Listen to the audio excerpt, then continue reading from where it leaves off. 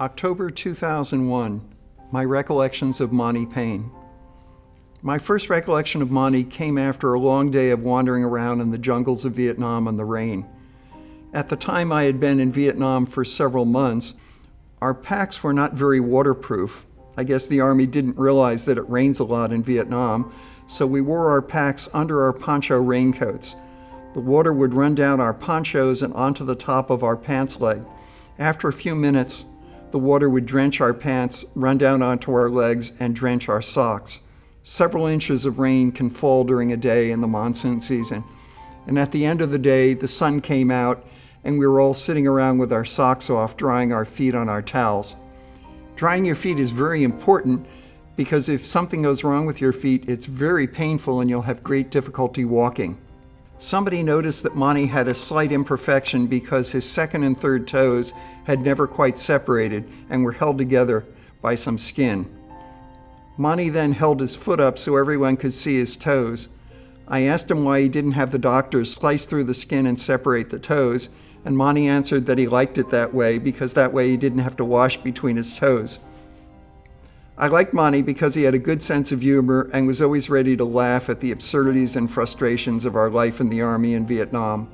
Some people just got pissed off or gave the appearance of being a bomb with a slow-burning fuse. Those people you stayed away from. Monte wasn't like that. He could laugh at the world. Monte and I both were point men. Not everybody's cut out to be a point man. You have to watch alertly for something that may happen every 2 or 3 months, or may never happen. It's very nerve-wracking. Some people let down their guard when they realize that 99.8% of the time, nothing happens. Those people can't be trusted to walk point. They not only risk their own deaths, but they risk the death of the entire unit. If you're not alert all the time, you're not going to be ready for that one instant when you need all of your senses. I was in the hospital when Monte died on October 21st, 1969. There was a constant flow of people from our company going into the hospital, staying for a while, and then going back to the company or going on to a hospital in the US.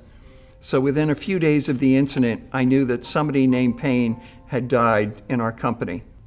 I also knew that there were 2 people in our company named Payne because their mail was always getting mixed up.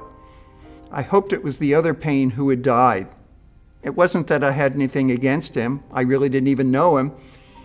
It's just that death is a lot easier to take if it happens to a stranger than to somebody you know. Unfortunately, I soon learned that the Payne who had died had been walking point. I knew then that it had to be Monte. Very few people walk point, and it's extremely unlikely that the other Payne was also a point man. I remember feeling depressed because if a point man as good as Monte had died, then I felt there was no hope for the rest of us. Monte was walking point when the company moved out of its night position. He was moving down into the rice paddies. He was also teaching a new man to walk point. To talk to the new man, he either looked over his shoulder while he continued walking forward, or he turned around and walked backwards for a few steps. He then hit the tripwire for a booby-trapped 105mm artillery round. Our platoon medic instantly dropped his pack and his rifle, grabbed his medical kit, and ran up to Monte. This was a very brave thing to do because he had no idea what he was running into. He only cared that somebody needed his help. These medics were very brave men. Unfortunately, Monte's injuries were too severe. He lost consciousness immediately and died within a few minutes. He was never in any pain and was never left to die alone. Monte's death was a severe blow to us because he was a good man and an excellent point man. I was a pretty good point man.